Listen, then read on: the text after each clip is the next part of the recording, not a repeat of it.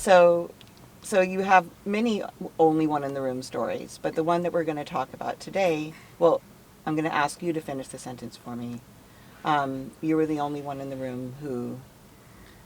Well, was afraid to fall in love, for Yeah, one thing, yeah. because of some blockages that happened to me when I was younger. Yeah, So I know there are other people that weren't afraid, but I was really afraid, and I was afraid of myself more so than anything.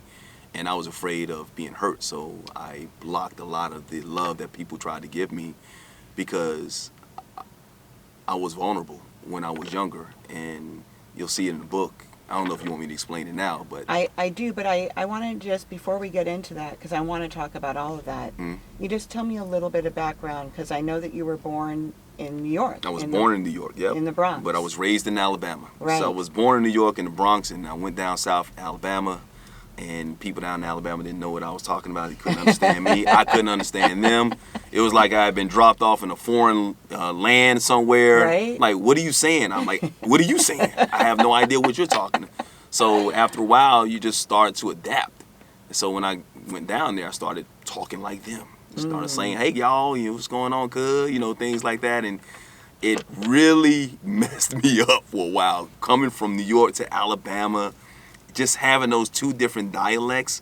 And then as you got older and I wanted to get into broadcasting, I knew I wanted to get into television, people couldn't understand the damn thing I was saying. Right. Because I had a New York accent, I had an Alabama accent, so it was almost like I had to teach myself how to speak all over again. And it was tough, but it was something that was needed.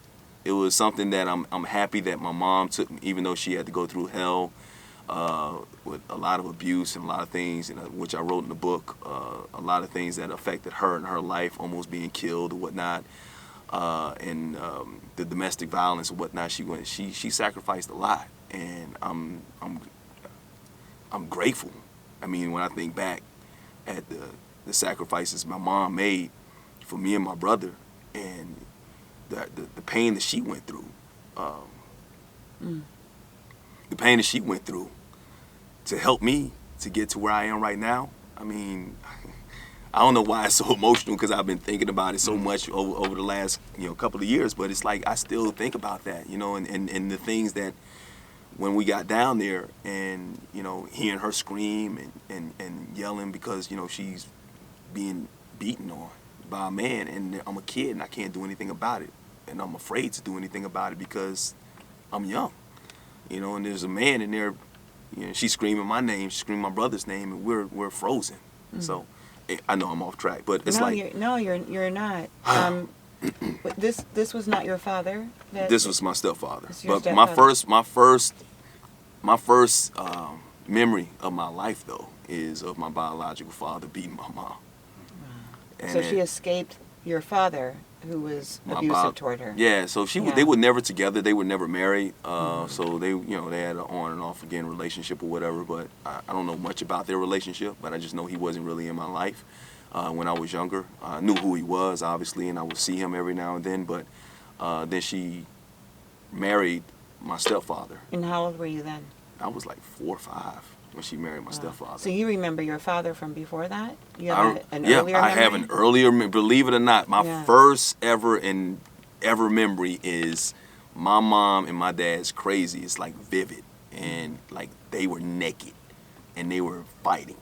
And I remember my grandmother and her boyfriend coming into the house, busting in. And I'm jumping up and down. I don't know why this is so vivid, but my mom remembers it too. And this was, I had to have been about maybe 2-3 years old or whatever. I mean, it's crazy, but I remember that like it was yesterday. Yeah. And I remember the house. I remember how the setup of the apartment was, because when I first told my mom, I was like, yeah, and there was a railing right here and blah, blah, blah. She's like, how do you know all that? Because we moved from that place when I was 3. Wow. And so, I don't know, but that's the first memory I ever had. And so, but that abuse my mom had to go through just continued throughout my entire childhood, and that's what I saw.